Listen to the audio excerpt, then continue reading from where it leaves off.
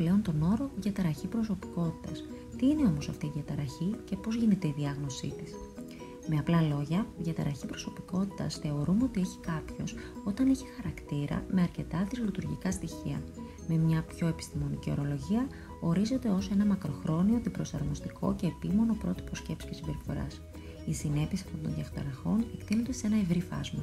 Συχνά η δυσλειτουργία αφορά τις διαπροσωπικές σχέσεις, την εικόνα του εαυτού, τις αντιλήψεις, τη διακύμαση και την ένταση των συναισθημάτων του και τον έλεγχο των παρορμήσεών του. Είναι σημαντικό να τονιστεί ότι τα όρια της λεγόμενης υγιής και διαταραγμένης προσωπικότητας είναι δύσκολο να καθοριστούν, καθώς οι περισσότεροι άνθρωποι περιέχουν στοιχεία μιας διαταραχής προσωπικότητας σε κάποιο βαθμό.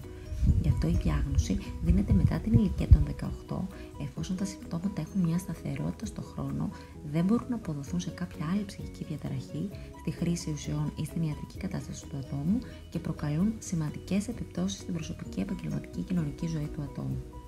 Επιπλέον, η διαταραχή προσωπικότητας χαρακτηρίζεται ως εγωσύντονη, δηλαδή είναι σύμφωνη με το πώς το άτομο αντιλαμβάνεται και ορίζει τον εαυτό του και τα χαρακτηριστικά του.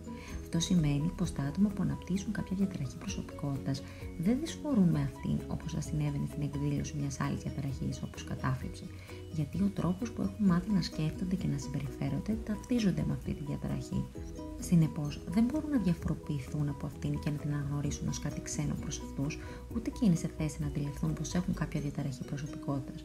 Μπορεί να μεσολαβήσουν αρκετά χρόνια ώστε κάποιος ασθενής με διαταραχή να αναζητήσει επαγγελματική βοήθεια. Συχνά αυτό γίνεται λόγω των συνεπειών που έχει η διαταραχή στην προσωπική και επαγγελματική ζωή και οι οποίες μπορεί να του προκαλέσουν αγχώδη καταθλιπτικά συμπτώματα. Επίσης, μπορεί να αναγκαστούν να προσέχουν για θεραπεία έπειτα από προτροπές και πιέσεις ατόμων του περιβάλλοντος τους, οι οποίοι συνήθως βιφορούν και δυσκολεύονται στην αλληλεπίδραση μαζί τους. Για τις διαταραχές προσωπικότητας, λοιπόν, προτείνεται η μακροχρόνια ψυχοθεραπεία. Ουσιαστικά, τα άτομα μέσα από την ψυχοθεραπεία μαθαίνουν εναλλακτικούς τρόπους σκέψης, αντίληψη και ερμηνεία του εαυτού και των άλλων, ώστε να είναι πιο λειτουργικοί και προσαρμοστικοί στην καθημερινότητά τους, να διαχειρίζονται και να ελέγχουν καλύτερα τις παρορμήσεις τους και να μετριάζουν τις διαπροσωπικές δυσκολίες και τον τρόπο που συνδέονται με τους ανθρώπους γύρω τους.